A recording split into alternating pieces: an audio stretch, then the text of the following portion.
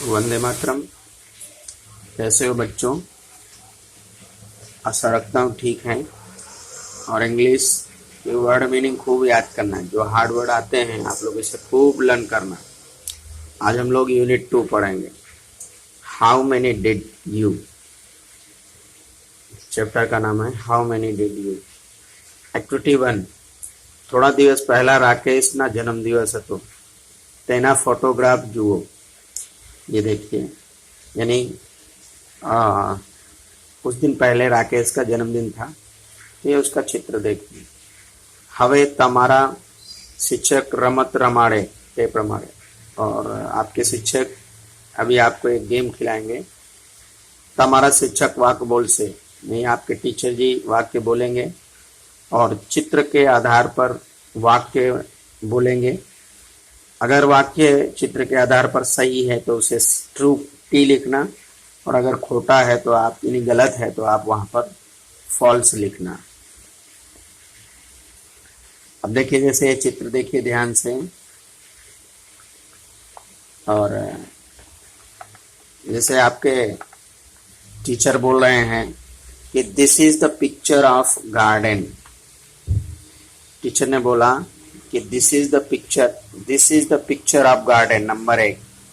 तो ये आपका पहला जो सेंटेंस सर ने बोला कि this is the picture of garden, वो फॉल्स है। तो इस तरह आपको एफ लिखना है। चलिए अभी हम दूसरा वाक्य ऐसे बोलते हैं, the birthday boy was in the middle. The birthday boy in the middle. देखो ये बर्थडे बॉय है, इन द मिडल में है, यानी ये एक लड़का इसके बीच में है। तो ये जो सेंटेंस है सही है, तो यहाँ आपको ट्रू लिखना है। इसी तरह सब। चलो तीसरा सेंटेंस में बोलता हूँ, the cake was not cut. देख लीजिए, यानी केक नहीं कटा है। तो इसे आपको अंदाजा लगाना है कि केक कटा है या नहीं कटा है। The cake was not cut, cake नहीं कटा था। फिर उसके बाद अगला सेंटेंस में बोलता हूं, आपको ट्रू या फॉल्स करके लिखना है। There were 4 friend in the party. There were 4 friend, 1 2 3 4 friend थे। तो ये सत्य है या असत्य आपको लिखना है, यानी ट्रू या फॉल्स। तो नेक्स्ट सेंटेंस आपका है कि there were 4 friends in the party. उसके बाद अगला सेंटेंस है, all wrote up paper caps. All wrote यानी all wore the paper caps. तो वोर यानी पहने हुए, ये WEAR वेयर का सेकंड फॉर्म होता है। देखिए सभी ने कैप पहना हुआ है ना, यानी पेपर कैप्स पहना हुआ है। तो ये भी सेंटेंस सही है या गलत है आपको अंदाजा लगाना है, यानी ट्रू या फॉल्स लिखना है। छठा सेंटेंस में बोल रहा हूं, the cake was on the chair. देखिए सेंटेंस में कह रहा है the cake was on the chair. क्या ये आपको चेयर नजर आ रही है कि टेबल है? तो आप उस हिसाब से आप अंदाजा लगाकर ट्रू या फॉल्स लिखना। अब अगला सेंटेंस में बोल रहा हूं, all were eating the cake. कह रहा है कि ऑल वेयर, ऑल यानी ये सभी, वेयर यानी थे, ईटिंग द केक यानी केक खा रहे थे। अब देखो आपको चित्र में क्या नजर आ रहा है, सभी ईटिंग द केक कर रहे हैं या स्टैंड हैं, एक दूसरे को गिफ्ट दे रहे हैं या क्लैपिंग कर रहे हैं। तो ये जो सेंटेंस मैंने बोला, all were eating the cake, ये ट्रू है या फॉल्स, यहाँ पे आप लिखना। अब आठवां सेंटेंस में बोल रहा हूं, the birthday boy's father's was present in the party. यानी बर्थडे बॉय के पिताजी इस पार्टी में मौजूद हैं। तो आप ध्यान से देखिए, हैं या नहीं है, ये आप यहाँ लिखिएगा। अब हम एक्टिविटी 1B देखते हैं। एक्टिविटी 1B ये नेताजी सुभाष चंद्र बोस का है। एक दिन वो खाना बैठते हैं, तो उनकी माता ने, वो अपने घर में रहते हैं, और उनकी माता जी ने पूछा कि भाई खाना खाया नहीं खाया। तो फिर उनकी माता जी उनको खाना परोसती हैं।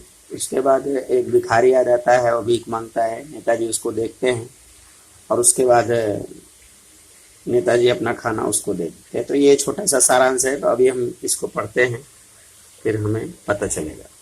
Read the passage. A boy was sitting at his table near the window. A boy यानी एक लड़का, वॉज सिटिंग यानी बैठ रहा था, एट हिज टेबल अपने मेज पर, नियर द विंडो विंडो के बगल में।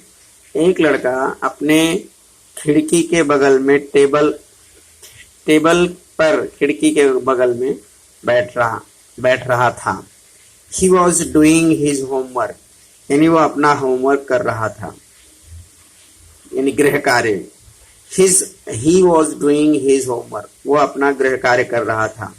हिज मदर आस्क, उसकी मम्मी ने पूछा, did you take your breakfast, क्या तुमने भोजन कर लिया। ब्रेकफास्ट यानी नाश्ता, यानी क्या आपने नाश्ता कर लिया।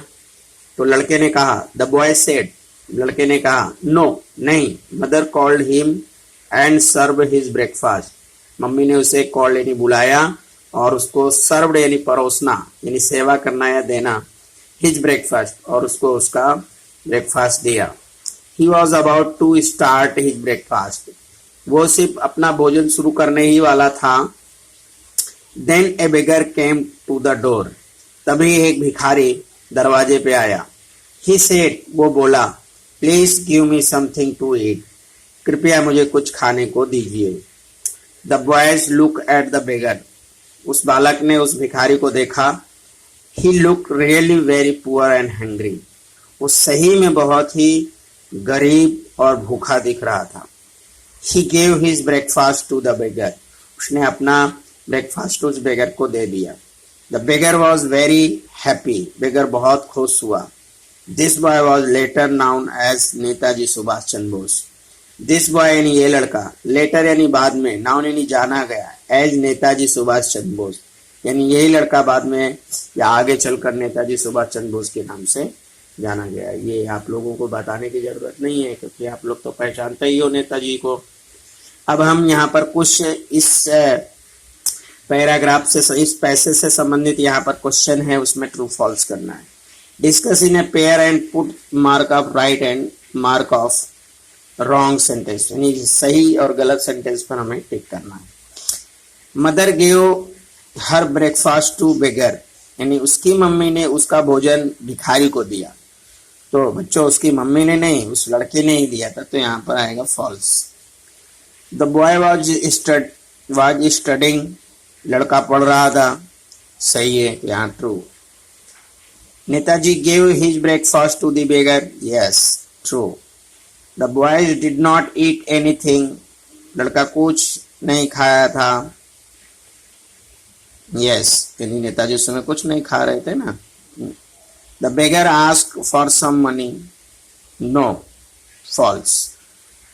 अब यहां पर एक्टिविटी 2 देखेंगे। At one blow in our kingdom a rich reward और behind a tree, says this process after your teachers. तो एट अ ब्लो मतलब एक ही फूंक में, जिसका हम सेंटेंस बना सकते हैं कि Ram kill the giant at a blow,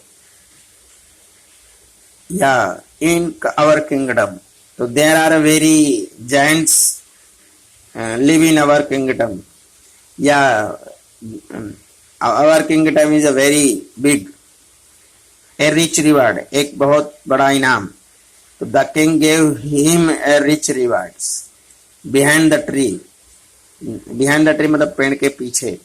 Ram is hide behind a tree. उसके बाद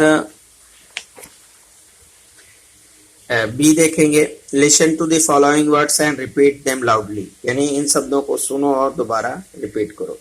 bit beat, let late, met mat, sit sit, did did, hit hid, get get, met met, fed fed, dead dead, head head, set set। तो ये वर्डों को आपको repeat करना है। अभी जो कहानी है 7 at Blow हम अगले वीडियो में देखेंगे। वंदे मातरम, जय हिंद।